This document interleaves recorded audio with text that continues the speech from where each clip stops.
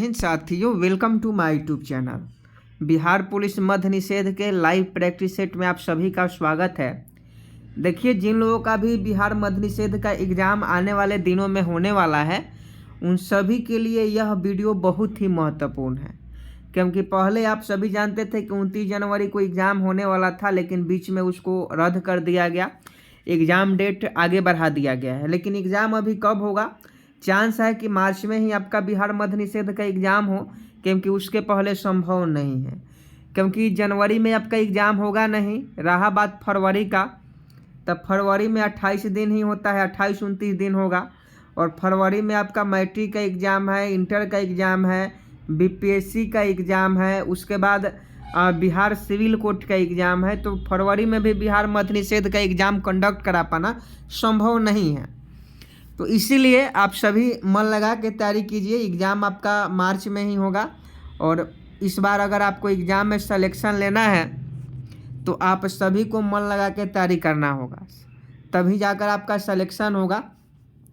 नहीं तो घूमने आए हैं या इधर उधर करके अगर आप सिलेक्शन ले पाएंगे तो बहुत अच्छी बात है, लेकिन यह टारगेट आप लोग रखिएगा कि 80+ स्कोर जब तक आप एग्ज़ाम में नहीं कीजिएगा, सिलेक्शन का कोई उम्मीद नहीं है। तो इसलिए हम लोग का टारगेट है अब की बार एग्ज़ाम में 80+ स्कोर करना, और इसी टारगेट के अनुसार हम लोग काम भी कर रहे हैं। देखिए, आज का पहला क्वेश्चन है कि साधारणतया उपयोग होने वाले बिजली के बल्ब में कौन सी गैस भरी जाती है। आपको बताना है कि बिजली के बल्ब में कौन सी गैस भरी जाती है। फटाफट बताइए। आई am waiting for your answer. बिजली के बल्ब में कौन सी गैस भरी जाती है? देखिए, अगर आप ऑप्शन बी आर्गन बता रहे हैं तो आपका बिल्कुल राइट आंसर है। साधारणतः उपयोग होने वाले बिजली के बल्ब में आर्गन गैस भरी जाती है, तो ऑप्शन बी आपका आर्गन बिल्कुल राइट आंसर हो जाएगा। नेक्स्ट प्रश्न का सही जवाब बताइएगा कि रेडियो एक्टिविटी की खोज किसने किया था। रेडियो एक्टिविटी की खोज किसने की थी?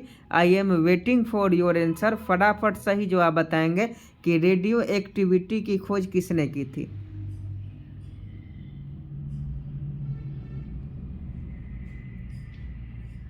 देखिए, दो का अगर आप ऑप्शन बी हेनरी बेकुलर बता रहे हैं तो आपका बिल्कुल सही जवाब है।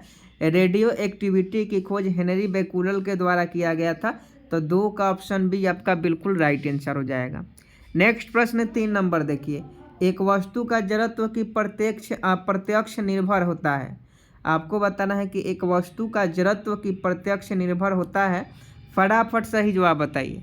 एक वस्तु का जड़त्व की प्रत्यक्ष निर्भरता है। I am waiting for your answer. हर प्रश्न के लिए आपके पास 5 सेकंड का समय दिया जाएगा, तो कोशिश कीजिए कि 5 सेकंड में आप लोग सही जवाब दे पाएँ। तो 3 का सही जवाब बताइए कि एक वस्तु का जड़त्व की प्रत्यक्ष निर्भरता है। देखिए, अगर आप ऑप्शन ए द्रव्यमान पर बता रहे हैं तो आपका बिल्कुल राइट आंसर है। एक वस्तु का जड़त्व की प्रत्यक्ष निर्भरता द्रव्यमान पर है, तो option A will be right answer. Next प्रश्न का सही जवाब बताइए कि ध्वनि का वेग।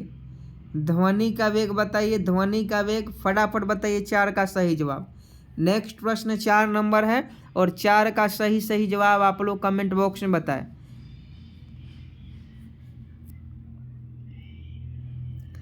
देखिए, ध्वनि का वेग जो है ऑप्शन बी इसका सही जवाब हो जाएगा कि सूखी हवा से नमी हवा में अधिक है।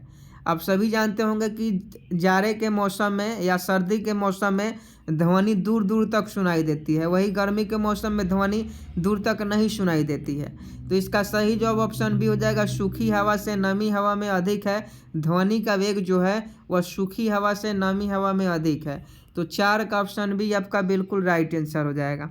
नेक्स्ट प्रश्न देख लीजिए। 5 नंबर की स्टेनलेस स्टील मिश्र धातु है। आपको बताना है कि स्टेनलेस स्टील किसका मिश्र धातु है।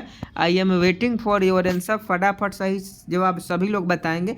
देखिए, लाइव क्लास है तो कोशिश कीजिए कि सभी लोग सही आंसर दें।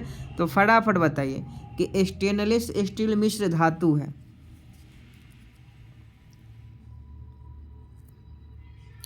देखिए, अगर आप ऑप्शन सी लोहे और क्रोमियम का बता रहे हैं तो आपका बिल्कुल सही जवाब है। स्टेनलेस स्टील मिश्र धातु है, लोहे और क्रोमियम का है, तो ऑप्शन सी बिल्कुल राइट आंसर हो जाएगा, लोहे और क्रोमियम आपका बिल्कुल राइट आंसर है। अगर क्वेश्चन पूछे कि स्टेनलेस स्टील मिश्र धातु है तो लोहे और क्रोमियम का है, तो 5 का ऑप्शन सी सही जवाब हो जाएगा। नेक्स्ट प्रश्न का सही जवाब दीजिए कि भौतिक परिवर्तन का एक उदाहरण है। रासायनिक परिवर्तन, भौतिक परिवर्तन से एक क्वेश्चन आपके एग्जाम में पूछा ही जाएगा, तो आपको याद रखना होगा कि भौतिक परिवर्तन का एक उदाहरण है। फटाफट बताइए, निम्नलिखित में कौन भौतिक परिवर्तन का एक उदाहरण है?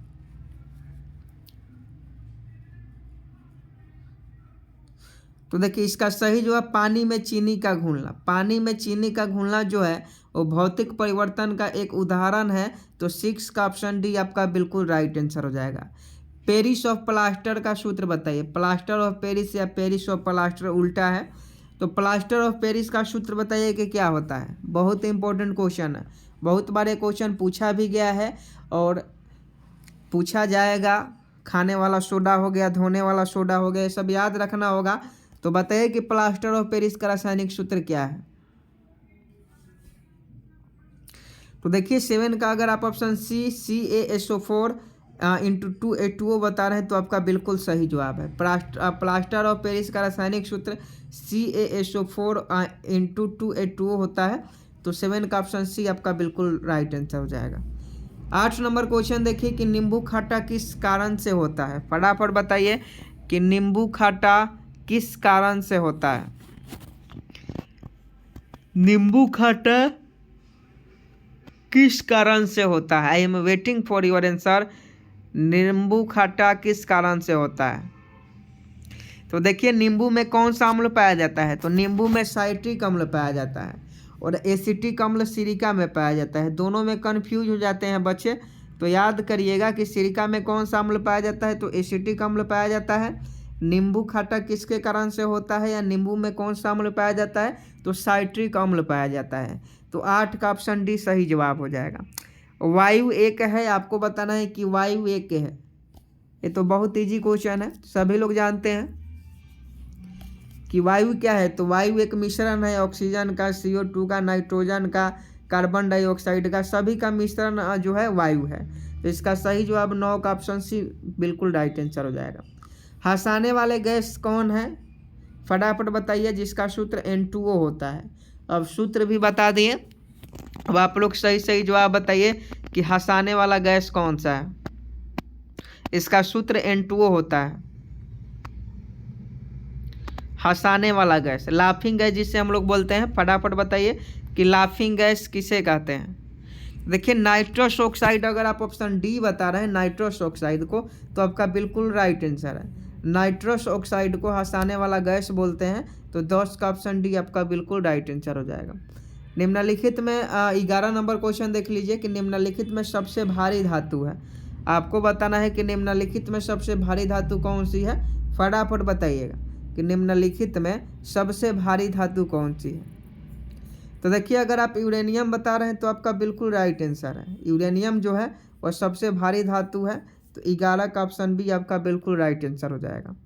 नेक्स्ट प्रश्न 12 नंबर देख लीजिए कि जल की अस्थायी कठोरता का कारण है। दो ही ऑप्शन है, 50-50 आपके पास चांस है। बार बार ऐसा मौका नहीं मिलता, एक नंबर मार लीजिए क्योंकि 50-50 है। ए होगा नहीं तो बी होगा। तो फटाफट बताइए कि जल की अस्थायी कठोरता का क्या कारण है। जल की अस्थायी कठोरता का क्या कारण है। तो देखिए ऑप्शन बी कैल्शियम तथा मैग्नीशियम के क्लोराइड से अगर आप ये बता रहे हैं ऑप्शन बी, तो आपका बिल्कुल राइट आंसर है। नेक्स्ट प्रश्न देख लीजिए,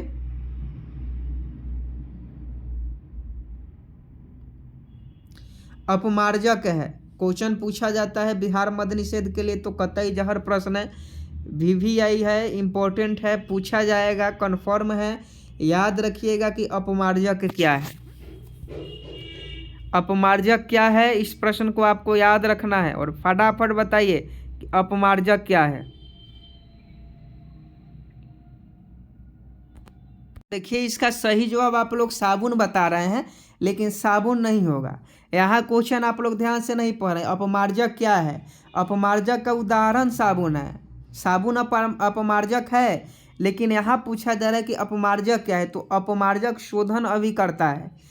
अगर क्वेश्चन पूछता कि निम्नलिखित में कौन अपमार्जक का उदाहरण है तो वो साबुन हो जाता, लेकिन यहाँ अपमार्जक क्या है पूछा जा रहा है, तो साबुन अपमार्जक है, लेकिन इसका सही जवाब ऑप्शन डी हो जाएगा, शोधन अभिकर्ता। अपमार्जक शोधन अभिकर्ता है। नेक्स्ट प्रश्न 14 नंबर देखिए कि रेडियोधर्मी पदार्थ उत्सर्जित करता है। फटाफट सही जवाब बताइएगा 14 का कि रेडियोधर्मी पदार्थ उत्सर्जित करता है। I am waiting for your answer. रेडियोधर्मी पदार्थ उत्सर्जित करता है। तो देखिए इसमें अल्फा कण हो जाएगा, बीटा कण हो जाएगा और गामा किरणें हो जाएगा। उपयुक्त सभी बिल्कुल राइट आंसर है। रेडियोधर्मी पदार्थ जो है उपयुक्त सभी कण जो है किरणें जो है वो उत्सर्जित करता है। नेक्स्ट प्रश्न 15 नंबर देखिए कि हवा में जिस गैस की मात्रा सबसे अधिक है वह कौन सी है। बताइए कि हमारे वायुमंडल में सबसे अधिक कौन सी गैस पाया जाता है। फटाफट बताइए कि हमारे वायुमंडल में कौन सी गैस की मात्रा सबसे अधिक है। सभी लोग जानते हैं कि हमारे वायुमंडल में नाइट्रोजन गैस की मात्रा अधिक है, 78% जो है नाइट्रोजन है। नेक्स्ट प्रश्न देखिए कि परमाणु नाभिक के अवयव हैं। परमाणु नाभिक के अवयव हैं, बताइए परमाणु के नाभिक में कौन उपस्थित रहते हैं। तो आप इससे समझ सकते हैं परमाणु के नाभिक में P+N उपस्थित रहते हैं और इलेक्ट्रॉन जो होता है वो परमाणु के चारों तरफ जो है चक्कर लगाता है, समझे कि नहीं। तो यह जो हो गया प्रोटॉन और न्यूट्रॉन। तो देख लीजिए ऑप्शन सी बिल्कुल 16 का सही जवाब है। परमाणु के नाभिक में कौन उपस्थित रहते हैं, तो प्रोटॉन और न्यूट्रॉन जो होते हैं वो परमाणु के नाभिक में उपस्थित रहते हैं। अगला प्रश्न देखिए कि एक कार बैटरी में प्रयुक्त विद्युत अपघट्य होता है। तो देखिए इसका सही जवाब सल्फ्यूरिक अम्ल हो जाएगा। कल वाला का अमोनियम क्लोराइड बता रहे थे तो वो सही जवाब होता, और इसका सही जवाब हो जाएगा कि एक कार बैटरी में प्रयुक्त विद्युत अपघट्य होता है, तो ये आपका सल्फ्यूरिक अम्ल होता है। तो H2SO4 यानी सल्फ्यूरिक अम्ल यानी ऑप्शन बी आपका बिल्कुल राइट आंसर है। नेक्स्ट प्रश्न 18 का सही जवाब बताइए कि स्टील को कठोरता प्रदान करने के लिए बढ़ाई जाती है। स्टील को कठोरता प्रदान करने के लिए बढ़ाई जाती है, फटाफट सही जवाब बताइए। देखिए कार्बन की मात्रा अगर आप बता रहे हैं तो आपका बिल्कुल राइट आंसर है। स्टील में कठोरता प्रदान करने के लिए कार्बन की जो मात्रा है वो बढ़ा दी जाती है।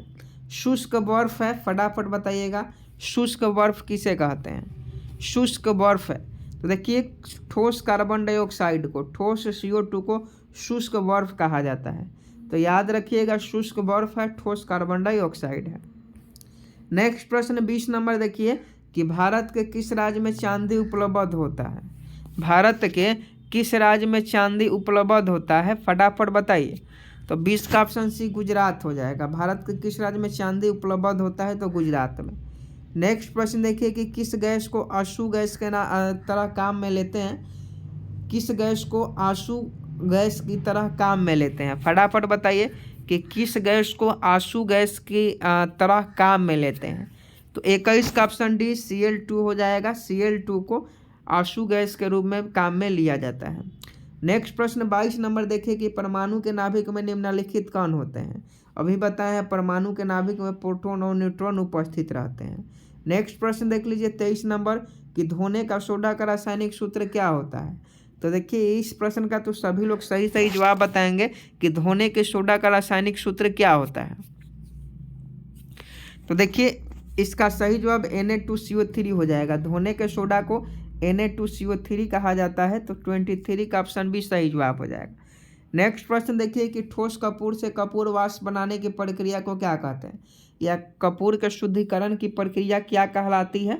तो इसे ऊर्ध्वापातन विधि के द्वारा कपूर का शुद्धिकरण किया जाता है, या ठोस कपूर से कपूर वाष्प बनाने की प्रक्रिया को ऊर्ध्वापातन कहते हैं। तो 24 का अगर आप ऑप्शन डी बता रहे हैं तो आपका बिल्कुल राइट आंसर है। नेक्स्ट प्रश्न देखिए कि निम्न में सबसे सख्त धातु कौन है। निम्न में सबसे सख्त धातु तो ये आपका प्लेटिनम है। निम्न में सबसे सख्त धातु कौन है, तो प्लेटिनम है। नेक्स्ट प्रश्न 26 नंबर देखिए कि निम्न में से किसे शुष्क बर्फ कहते हैं। तो अभी बताया है कि ठोस कार्बन डाइऑक्साइड को शुष्क बर्फ कहा जाता है। सबसे कड़ा पदार्थ कौन सा होता है, तो सबसे कड़ा पदार्थ जो होता है वह हीरा होता है। हीरा सबसे कड़ा पदार्थ होता है, कठोर होता है। नेक्स्ट प्रश्न देखिए कि निम्न में कौन सा पदार्थ साबुन बनाने में प्रयोग होता है। तो देखिए साबुन बनाने में वनस्पति तेल का प्रयोग किया जाता है। साबुन बनाने में किसका प्रयोग किया जाता है? वनस्पति तेल का। नेक्स्ट प्रश्न का सही जवाब बताइए कि खाना बनाने में प्रयोग की जाने वाली गैस मुख्यतः होती है। तो देखिए खाना बनाने में प्रयुक्त की जाने वाली गैस जो होती है वो कौन सी गैस होती है?